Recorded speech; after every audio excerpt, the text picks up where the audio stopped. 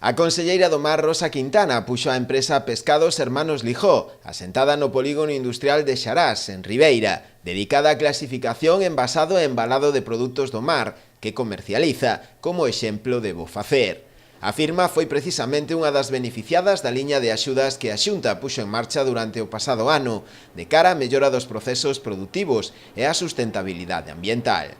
Para a convocatoria deste ano, a Xunta puxo a disposición das pequenas e medianas empresas deste sector preto de 15 millóns de euros, a distribuir nas anualidades 2019 e 2020, recibindo unhas 85 solicitudes. Dende o ano 2016 xa foron máis de 130 proxectos os que se aprobaron a pequenas e medianas empresas e agora nesta última convocatoria que finalizou fai pouquiño, pois me comentaba a directora que tuvemos 85 solicitudes máis e eu creo que esa é a liña na que temos que seguir traballando. A titular de Mar referiuse tamén á necesidade de que os fondos europeos da pesca sigan apostando por este tipo de liñas de traballo co sector para poder seguir sendo competitivos e innovadores. Eu espero que os novos fondos europeos da pesca permitan que sigamos apostando por estas liñas de traballo co sector, porque o sector sí que é certo que está traballando, se está esforzando, pero sigue necesitando de axudas da administración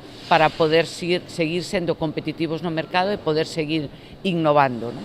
A empresa Pescados Hermanos Lijó, fundada no ano 1950, traballa na comercialización de peixe tanto fresco como conxelado. Opera xa en máis de 30 países e conta cunha plantilla duns 20 traballadores. Demoslle un cambio desde hai uns anos hasta ahora e dedicámonos máis ao congelado que ao fresco. Somos sobre 20 personas traballando, pero depende moito da época ou estacionalidade do ano, sabes? Estamos esperando un pouco pois que ahora mesmo acabaron os barcos de anchoa do cerco, que vivimos moito deles, e dentro dun mes ou así imagino que doblaremos tanto o traballo como a produción. Entre os produtos que comercializa están o polvo, o xurelo, o lirio, a pescada ou a sardiña, e durante o pasado ano 2018 facturou máis de 1,7 millóns de euros.